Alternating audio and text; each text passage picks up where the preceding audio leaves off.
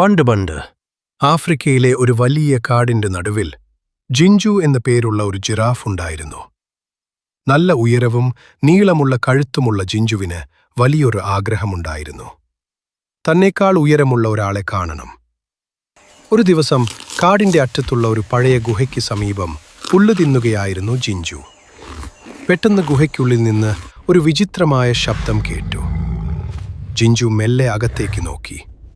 അവിടെ ഇതാ മണ്ണിൽ പുതഞ്ഞ നിലയിൽ ഒരു വലിയ മുട്ട. ജിഞ്ചു തന്റെ നീളൻ കഴുത്തുപയോഗിച്ച് ആ മുട്ടയെ ഒന്ന് തട്ടി. പെട്ടെന്ന് മുട്ട വിരിഞ്ഞ് പുറത്തു വന്നത് വിചിത്രമായ ഒരു ജീവിയായിരുന്നു.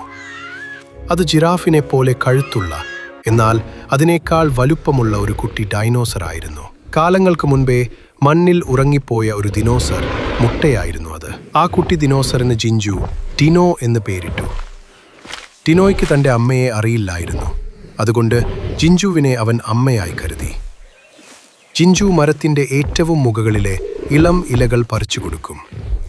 ടിനോ അത് സന്തോഷത്തോടെ കഴിക്കും. ടിനോയുടെ ഓരോ ചുവടും ഭൂമിയെ കുലുക്കുമായിരുന്നു. ഒരു ദിവസം കാട്ടിൽ വലിയൊരു തീപിടുത്തമുണ്ടായി. മൃഗങ്ങളെല്ലാം പേടിച്ച് ഓടാൻ തുടങ്ങി. പക്ഷേ കാടിന്റെ ഒരു വശത്തുള്ള വലിയ ഒരു മതിൽ പോലെ നിൽക്കുന്ന പാറക്കെട്ടുകൾ കാരണം ചെറിയ മൃഗങ്ങൾക്ക് രക്ഷപ്പെടാൻ വഴിയില്ലായിരുന്നു. അവിടെയാണ് ടിനോ തന്റെ അത്ഭുത ശക്തി കാണിച്ചത്.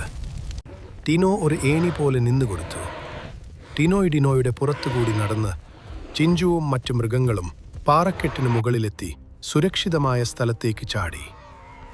തീ ഒടുങ്ങിയപ്പോൾ കാട്ടിലെ എല്ലാ മൃഗങ്ങളും ടിനോയോട് നന്ദി പറഞ്ഞു. അന്നു മുതൽ കാടിന്റെ കാവൽക്കാരനായി ടിനോയും അവന്റെ ഉറ്റ സുഹൃത്തായി ജിഞ്ചു ജിറാഫും അവിടെ സന്തോഷത്തോടെ കഴിഞ്ഞു.